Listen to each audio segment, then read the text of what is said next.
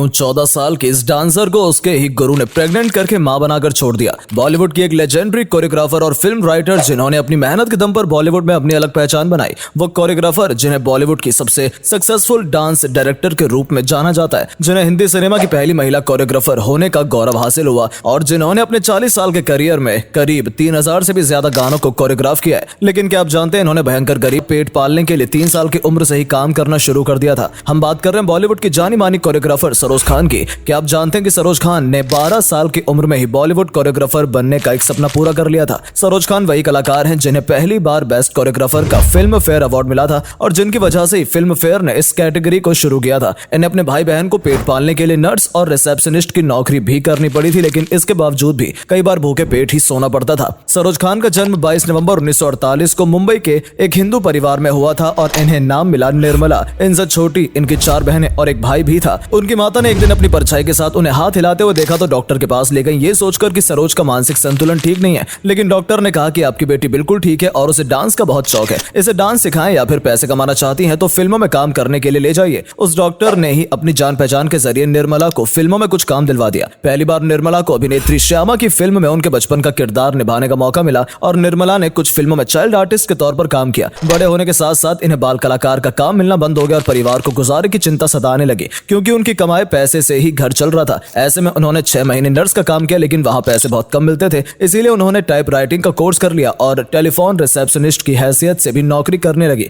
साथ में कुछ समय मेकअप आर्टिस्ट के तौर पर भी काम किया, लेकिन निर्मला डांस बहुत अच्छा करती थी, इसीलिए इन्हें किसी की सलाह पर ग्रुप डांसर का काम मिल गया। गरीबों से परेशान 10 साल की बच्ची ने 1958 में आई फिल्म हावड़ा ब्रिज में पहली बार ग्रुप डांसर के तौर पर काम किया। इसी दौरान निर्मला के पिता की मौत हो गई और घर पर दुखों का पहाड़ टूट पड़ा। स्थिति ये हो गई कि एक वक्त का खाना जुटाना भी भारी पड़ने लगा। बहुत बार तो इनकी माँ बच्चों को ये कहकर बहला दिया करती थी कि चूल्हे पर खाना चढ़ा दिया है, जैसे बन जाएगा मैं बुला लूंगी, तुम लोग अभी सो जाओ। निर्मला के घर के पास एक मलयाली भजिए वाला अपना ठेला लगाता था। कहते हैं कि जब उनसे इस बच्चे की भूख देखी नहीं जाती तो वो शाम को बची हुई भजिया उन्हें दे जाया करता था। साथ ही निर्मला शूटिंग के दौरान बहुत से लोगों से पैसे उधार मांग कर लाया करती थी, जिससे उनके परिवार के खाने का इंतजाम हो जाता था। इस दौर में साउथ इंडिया के मशहूर डांसर सोहन लाल और हीरा लाल एक फिल्म के डांस मास्टर के रूप में काम कर रहे थे। उन्होंने निर्मला को देखा तो उसके डांस लर्निंग कैपेसिटी को देखकर दंग रह गए और तुरंत 11 साल की बच्ची को अपना असिस्टेंट बना लिया। असिस्टेंट के तौर पर निर्मला को पहली बार बैजंती माला को डांस सिखाने का मौका मिला।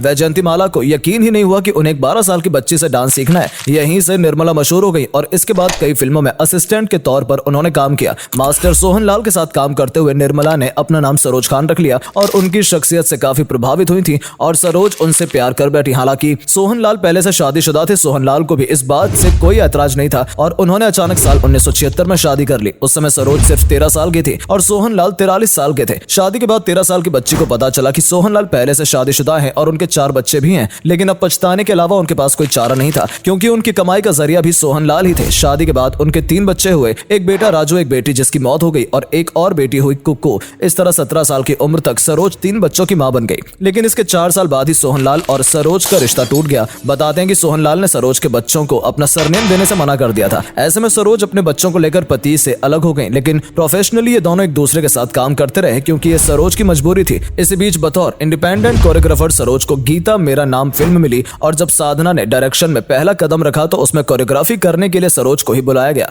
लेकिन सरोज ने कहा कि उनके पास कोरियोग्राफर एसोसिएशन का कार्ड नहीं है। ऐसे में साधना ने उनके लिए अपने पैसों से कार्ड बनवाया और अपनी फिल्म में कोरियोग्राफर के तौर पर काम दिया। ये फिल्म हिट रही और कोरियोग्राफी को भी काफी पसंद किया गया। पहले पति से अलग होने के लिए 10 साल बाद सरोज की मुलाकात सरदार रोशन खान नाम के एक बिजनेसमैन से हुई। ये भी पहले से शादीशुदा थे, लेकिन उनकी पत्नी की मौत हो चुकी थी और उनकी 2 बेटियां थी। उनके प्रपोज करने पर सरोज इस शर्त पर रोशन खान से शादी करने के लिए तैयार हुई कि सरोज खान के बच्चों को रोशन अपना नाम देंगे। रोशन खान मान गए और इस तरह से सरोज बन गई सरोज खान। रोशन से भी सरोज को एक बेटी हुई, लेकिन कुछ समय बाद रोशन खान की मौत हो गई। इसके बाद सरोज ने इंडिपेंडेंट तौर पर कई फिल्मों में कोरियोग्राफी की, जिसके बाद सुभाष घई ने उन्हें हीरो फिल्म में कोरियोग्राफी करने का मौका दिया और यहाँ से उन्हें नाम और पहचान मिलना शुरू हुई। इस फिल्म के बाद सरोज को कभी भी पीछे मुड़कर देखने की जरूरत नहीं पड़ी। लेकिन जब सरोज खान ने तेजाब फिल्म का एक गाना 1 2 3 कोरियोग्राफ किया, जो कि माधुरी दीक्षित पर फिल्माया गया था, तब तो सरोज खान का डंका बॉलीवुड में बजने लगा। उसके बाद तो जैसे हर कोई अपनी फिल्म में सरोज खान से ही गाने कोरियोग्राफ करवाना चाहता था। अगर फिल्म फेयर अवार्ड की बात की जाए तो 1989 में तेजाब के गाने 1 2 3 के बाद 1 2 3 4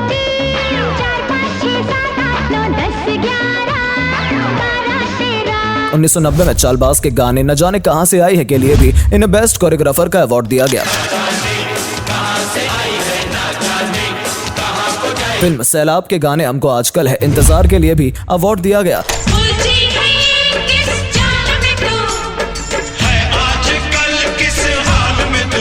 बेटा फिल्म का गाना धक धक करने लगा, खलनायक का गाना चोली के पीछे क्या है, हम दिल दे चुके सनम का निमोड़ा निमोड़ा, देवदास के गाने डोला रे डोला, गुरु के गाने बरसों रे मेघा, इस तरह 8 बार सरोज खान को फिल्म फेयर अवार्ड दिया गया। तेजाब के गाने 1, 2, 3 से ही फिल्म फेयर में कोरियोग्राफी कैटेगरी में अवार्ड दिया जाने लगा। उसके पहले इस तरह का अवार्ड नहीं दिया जाता था, लेकिन उस गाने की कोरियोग्राफी देखने के बाद इस कैटेगरी को शामिल किया गया और सरोज को ही पहला फिल्म फेयर कोरियोग्राफी का अवार्ड दिया गया। इसके अलावा भी उन्होंने बहुत सारे अवार्ड अपने नाम किए। तमिल फिल्म के गाने के लिए उन्हें नेशनल अवार्ड दिया गया। इसके पहले देवदास के डोला रे डोला गाने के लिए भी उन्हें नेशनल अवार्ड दिया जा चुका था और 2008 में जब वी मेट फिल्म के गाने ये इश्क है के लिए भी इन्हें नेशनल अवार्ड दिया गया।